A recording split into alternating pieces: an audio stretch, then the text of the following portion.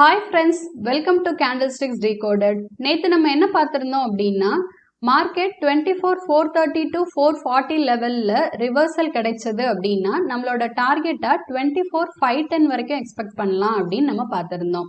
So நம்ம நினச்ச மாதிரியே இன்னைக்கு மார்க்கெட் மோரார்லெஸ் நம்ம லெவல் கிட்ட சப்போர்ட் எடுத்துட்டு நம்மளோட டார்கெட்டுமே ரீச் ஆயிருந்தது.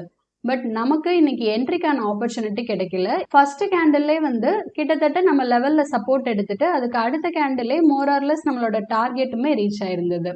ஸோ இன்னைக்கு நம்மளுக்கு மார்க்கெட்ல என்ட்ரி கிடைக்கல, பட் நம்ம எக்ஸ்பெக்ட் பண்ண மாதிரி தான் மார்க்கெட் மூவ் ஆயிருந்தது. அண்ட் இந்த 24,500 லெவல்ல பிரேக் பண்ணும் பொழுது நம்ம ஏன் புல்லிஷ் ட்ரேட் கொடுக்கல அப்படின்னா அதுக்கு ரெண்டு ரீசன். ஒன்று, இந்த 24,500 லெவலில் மார்க்கெட் அப்சைடில் பிரேக் பண்ணி சஸ்டெயின் ஆனால் மட்டும்தான் நம்மளோட லாங் டேர்ம் ட்ரெண்ட் புல்லிஷாக மாறும். அது வரைக்குமே நம்மளோட லாங் டேர்ம் ட்ரெண்ட் பியரிஷ் தான் அப்படின்னு நம்மளோட ப்ரீவியஸ் வீடியோஸில் மென்ஷன் பண்ணியிருந்தோம். ஸோ அந்த அளவுக்கு இம்பார்ட்டண்ட்டான இந்த லெவலில், அதாவது ஒரு ட்ரெண்டு சேஞ்சை டிஃபைன் பண்ணுற இந்த லெவலில் market just like that break பண்ணிட்டு போயிடுமா அப்படின்னா அந்த மாதிரி மோஸ்ட்டாக நடக்காது. அந்த லெவலில் ஒரு சின்ன ரியாக்ஷனாவது இருக்கும்.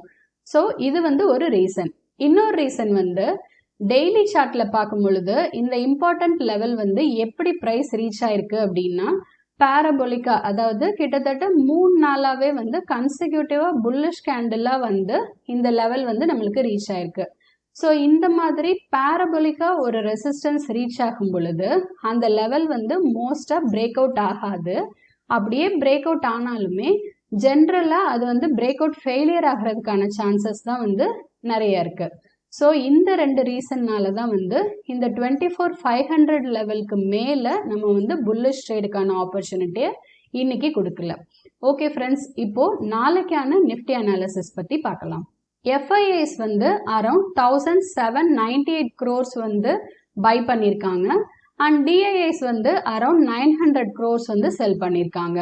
அண்ட் ஓப்பன் இன்ட்ரெஸ்ட் பொறுத்த வரைக்கும் கால் சைடில் ஹையஸ்ட் ஓப்பன் இன்ட்ரெஸ்ட் 25,000லையும் அதுக்கு அடுத்த ஹையஸ்டா 24,800 அண்ட் 24,500லையும் பில்ட் ஆயிருக்கு.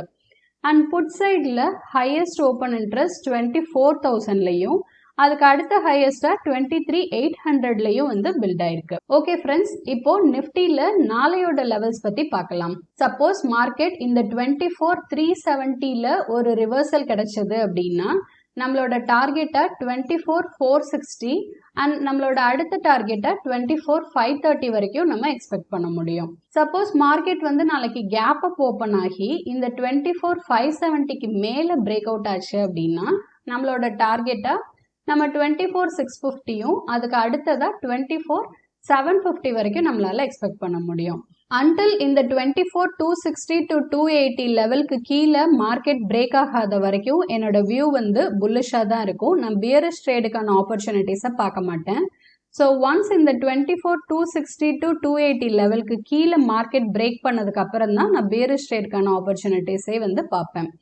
ஸோ இந்த மாதிரி நம்மளோட வியூவில், அதாவது புல்லிஷா பியரிஷா அப்படின்னு நம்மளோட வியூவில் நம்ம கிளியராக இருந்தோம் அப்படின்னா நம்ம எடுக்கிற ட்ரேட்ஸில் நம்மளோட ஸ்டாப் லாஸ் ஹிட் ஆகிறதுக்கான சான்சஸ் ரொம்பவே கம்மியாக இருக்கும். ஸோ நம்மளோட சக்ஸஸ் ரேட் ஆப்வியஸாக இன்க்ரீஸ் ஆகும். ஓகே ஃப்ரெண்ட்ஸ், நாளைக்கு மார்க்கெட் நம்மளோட லெவல்ஸில் எப்படி ரியாக்ட் ஆகுது அப்படின்றத பார்க்கலாம். Have a safe and profitable trade. Thank you friends.